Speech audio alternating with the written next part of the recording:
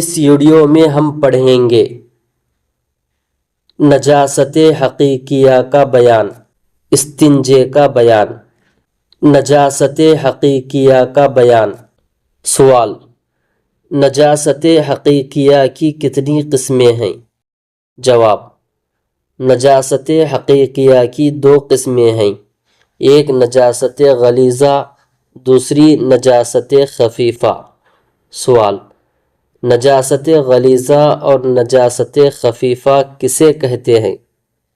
جواب: جو ناپاکی کے سخت ہو اسے نجاست غلیظہ کہتے ہیں، اور جو نجاست کے ہلکی ہو اسے نجاست خفیفہ کہتے ہیں۔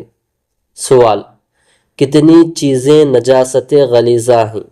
جواب: آدمی کا پیشاب پاخانہ، اور جانوروں کا پاخانہ، اور حرام جانوروں کا پیشاب، اور آدمی اور جانوروں کا بہتا ہوا خون، اور شراب، اور مرغی اور بطخ کی بیٹ نجاست غلیظہ ہے۔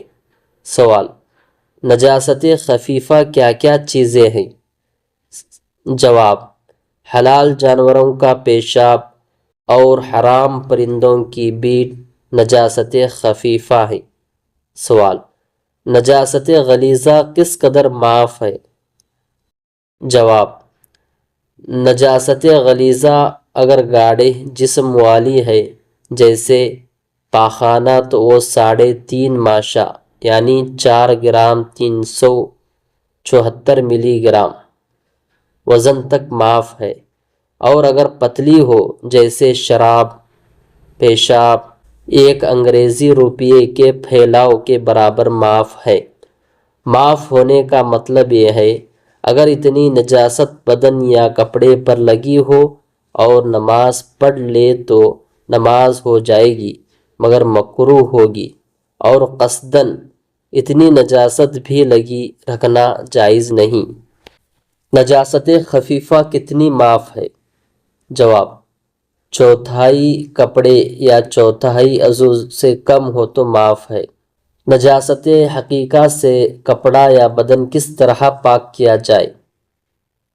جواب: نجاست حقیقیہ چاہے غلیظہ ہو یا خفیفہ، کپڑے پر ہو یا بدن پر، پانی سے 3 بار دھو لینے سے پاک ہو جاتی ہے۔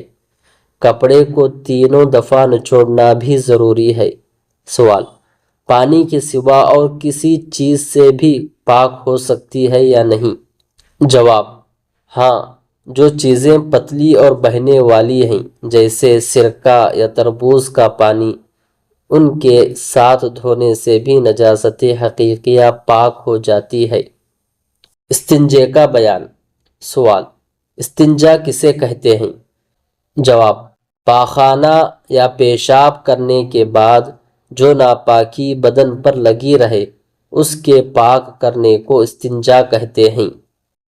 سوال: پیشاب کے بعد استنجا کرنے کا طریقہ کیا ہے؟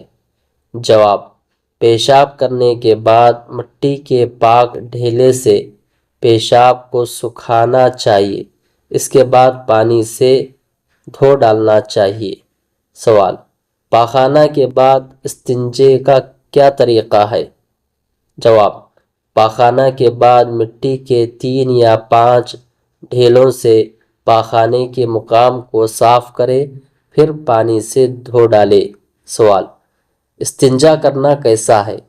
جواب: اگر پاخانہ یا پیشاب اپنی مقام سے بڑھ کر ادھر ادھر نہ لگا ہو تو استنجا کرنا مستحب ہے، اور اگر نجاست ادھر ادھر لگی ہو مگر 1 درہم کے برابر یا اس سے کم لگی ہو تو استنجا کرنا سنت ہے، اور اگر 1 درہم سے زیادہ لگی ہو تو استنجا کرنا فرض ہے۔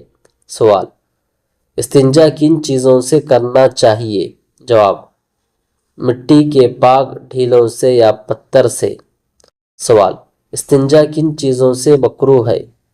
جواب: ہڈی، لیڈ، گوبر اور کھانے کی چیزیں، کوئلے اور کپڑے اور کاغذ سے استنجا کرنا مکروہ ہے۔